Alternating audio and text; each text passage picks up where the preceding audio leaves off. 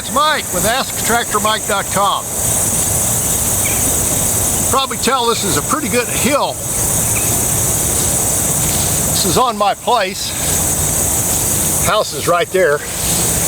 Try to keep this brush hogged. And I was cutting over the weekend, and I don't know whether you noticed it or not, there's some Johnson grass right there I didn't cut. Little scary. The grass is getting a little bit wet with dew, and I didn't want to risk it going down that hill. So today I'm going to talk about 12 things to think about before you go down a slope like this. And they're all related to how steep a slope can I go on. That's one of my most asked questions, and I will never answer that to a viewer. I can't see your slope, and I can't predict. At the end of the video today, I'm going to tell you about one of my viewers that got out of control on a tractor. Really lucky he didn't roll. And the crazy thing about it, he videoed it, and I'm going to put a link at the end. He tried going down the hill in four-wheel drive. He did all right with that. He went down in two-wheel drive just to see if he let the tractor move faster and the wheels weren't trying to stop it, would it get out of control, and it was almost a disaster. And don't toast him for doing that, for filming that and trying it. But it was kind of a bad idea, and he knew it at the end. If you listen at the end of the video, you hear him go, whoo! And I would have done the same. Scared me to death. But today, the 12 things you need to think about before you go down a hill like this. And some of these you can control to make your tractor a little bit more stable. The first 3 of these things all relate to tires. And conventional wisdom will tell you that an agricultural tire will be a little bit more stable and keep you from going down a hill quickly than an R4 or an industrial tire, and especially more so than a turf tire.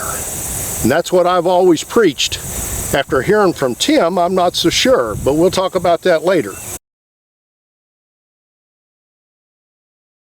Are they really worn? That's going to make them not maybe bite in as much.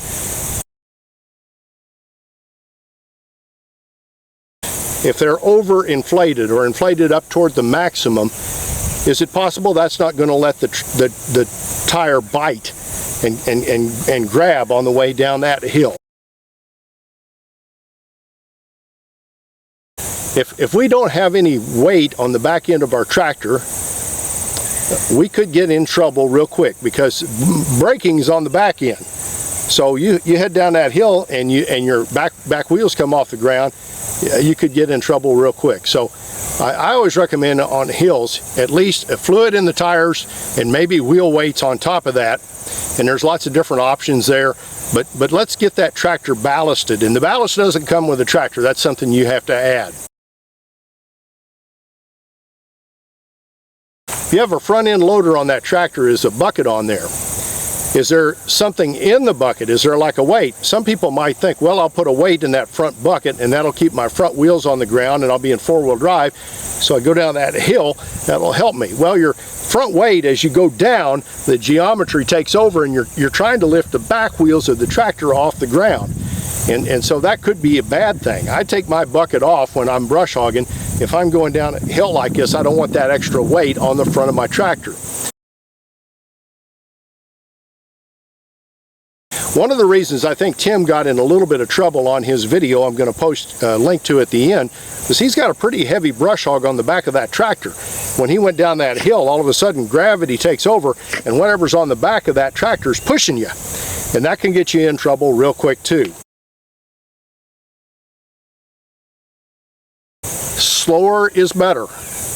And if you're brush hogging around on a flat area and then all of a sudden you head off down a hill, you can get out of control real quick. I like a hydrostatic drive for most new tractor operators because I think there's less margin for error and they're safer. If you have a gear drive and your instinct tells you I'm getting out of control here, I'm going to cram in the clutch, you can take off and then there's no way you can stop the tractor. I've had that happen myself. I'm kind of used to a hydro now, and I also use a gear drive tractor from time to time, and it's a little scary when you push that clutch in with a hydro. When you let off that hydro pedal, it tends to slow everything down and keep you a little bit more stable. I brush hog with both. I have a 4-wheel drive tractor that I use a lot of the time, and I use it on the really steep slopes, but I was brush hogging over the weekend with a 2-wheel drive. And with a 2-wheel drive, your front wheels are just going along for the ride. There's nothing there that's going to help stop you. So that's another thing to ask yourself. If I've got a 2-wheel drive tractor, maybe I want to drive up the hills and not go down the hills where I could get in trouble quickly. But with a 4-wheel drive tractor, same thing can happen. If you get out of control and you're sliding, it doesn't matter if it's 2 or 4-wheel drive. But if you have 4-wheel drive, keep it engaged going up and down the hills. Certain tractors set up higher, and that tends to make your advantage less than a lower built tractor. And tire height and just the way they're built can all dictate that. So your center of gravity is going to, and in Tim's case, I think center of gravity had a big impact on what he was trying to do. If I'm starting to get a dew at night and I'm trying to finish up and I put off brush hogging that hill till the last thing and there's a pretty good dew on, I can get out of control real quick. And that's what made me not brush hog this. That's exactly what I was doing over the weekend, and I thought, I want to wait till it's dry. If there's been a shower, like today, there was a shower last night, and this grass kind of looks dry because we've been dry, but there's enough moisture on this grass that if I headed off down that hill, I could get out of control really quickly. So soil moisture is a huge dictator of how much control you're going to have with your tractor. You have a much greater chance of surviving a rollover in the bad situation that happens if you've got your roll bar up and your seatbelt on. Without it, you're probably going to be at least seriously injured and possibly killed. So seatbelt on, roll bar up when you go down hills. Now the last thing I'm going to tell you, and this is what I tell everybody that asks me, how steep a slope can I go on? My reaction is always, if it scares you, don't go there. And think about alternative uses for that land. Could you maybe plant a wildlife plot there? And again, you've got to get a tractor on that to do that, maybe. Could you just let it grow up and maybe sow some wildflower seeds there? Could you get some goats? There's lots of alternative uses for land, and maybe just want to let it grow up and be wild. The wildlife loves having just native stuff grow up. So I always ask myself, and I've got some property here that I can't go down. You turn the tractor over for sure, and it's grown up with blackberries, and we get fresh blackberries off that every year. Not everybody likes how that looks. I think it looks fine, but is it worth your life to get it looking like it's slicked down? And the question is no. Now I'm going to pose a question to you about Tim. Tim had a Kubota B7500 tractor with turf tires and a loader, and he traded it. And with his old tractor, he could go up and down hill, his big hill, perfectly, no problem. He traded it for an L2800. Now a B7500 is 21 horsepower. It's about one step above a subcompact. An L2800 is a 29 horsepower tractor. It's the next size up in compact, in frame size and everything. And the first time he got on his hill with this L2800, it's got R4 tires on it. He assumed he would have more traction and not less. And I would have told him that, because turf tires to me are the worst possible thing you could have for traction going up and down the hills. And he got out of control with the L2800. And he videoed the last time he did, and he put it in 2-wheel drive to see if he could, if that would help let him ride out the going down the hill. And it didn't. It made it worse, and it made it scary. And I'm going to put that link in. And again, don't toast Tim for filming that. He didn't know how much danger he was in, but at the end you can hear him sigh real loud, and he knew that was a bad idea. So don't toast him for that.